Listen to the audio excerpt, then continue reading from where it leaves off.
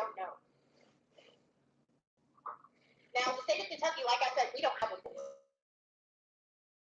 for peer support. There's no one to report to. Tennessee does, however, and I would like to take this opportunity to mention, you are a Kentucky certified peer support specialist. Just like if you were to become a therapist in the state of Kentucky, if you were to transfer a state or a nurse or anything like that, there's certain things that you have to do. Some of it is more education, some of it is simply taking a test.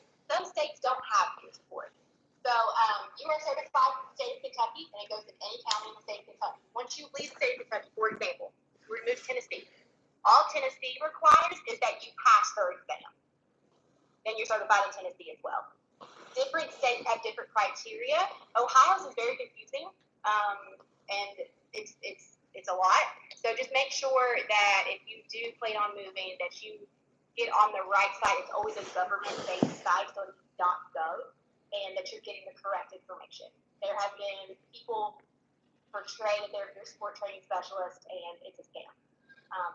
And you want to make sure that you're doing what you're supposed to do. But with the ethics, we're going to follow Tennessee's ethical boundaries and their guidelines, just because Kentucky doesn't have one. They actually have one, however, for youth and family, which is really odd. So that's because the people that make peer support happen in the state of Kentucky is KPFC, and they strictly do youth and family. So it's more advanced there. These are our code of ethics. So the first one, or a code of ethics model, like I said, Kentucky doesn't have one, which is why you really need to read whatever your agency gives you, because your ethics is dependent on your agency's ethics. So the first one, the primary responsibility of and they're called different things as well. So if you go to move to a different state, like New York, they call them recovery coaches. Some places call them peer recovery specialists, peer supporters, recovery coach. Like they're different things. In the Tennessee, they're called peer recovery specialists. So the primary responsibility for a peer support specialist is to help peers achieve their own needs, wants, and goals. This is the standard, that it's their own needs, wants, and goals. And that is true for Kentucky as well. That's one of the core values, like those things that can't be changed. In regards to peer support, and the only way you know that is going to be partnering with Humana, which is a billing agency, and that's what they expect.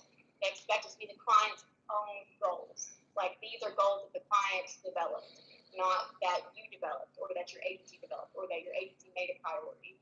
And I think that's really different, really unique. Number two, peer support specialists will maintain high standards of personal and professional conduct. That's done to protect you.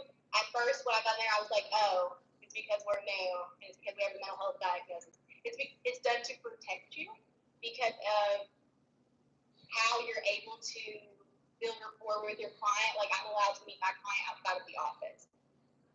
A lot of things can be said with me meeting my client outside of the office. So you want to make sure that it's always done where other people can see you, and if your agency wants you to meet them at their home, make sure there's things in place that will protect you, and you document everything.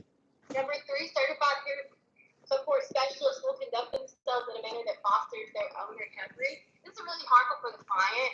So if I am working with a client, and like I said, we meet them outside of the office, and let's say we're outside in the community, and I just start going off on someone.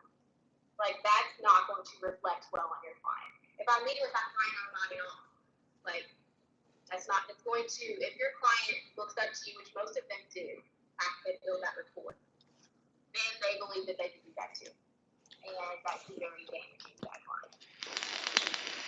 Peer support specialists will openly share with peers, other peer support specialists, and non-peers their recovery stories from mental illness, substance use, or co-occurring disorders as appropriate for the situation in order to promote recovery and resiliency.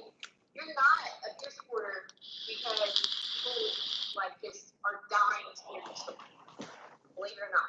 Like, you're a peer support sometimes, especially with adults. I find this to be true more with the adult peer support specialists. A lot of the times, grown adults just want you to help them achieve goals. And as an adult, they understand what your role is. And if they take time out of their busy schedule, most of my adult clients that have a mental health diagnosis, they are extremely busy. If they didn't meet in for an hour, they have a family, they have a spouse, they have 2 jobs most of the time. Like, they want you to just help them go to college. And it's okay to be used to just help them get their goals met. Most adults, a lot of them I found, they don't care. You know, like, they just know that you're someone that's going to help them hands-on, and they knew that. That's why they signed up. And you'll get to lead them through building rapport and asking questions. And,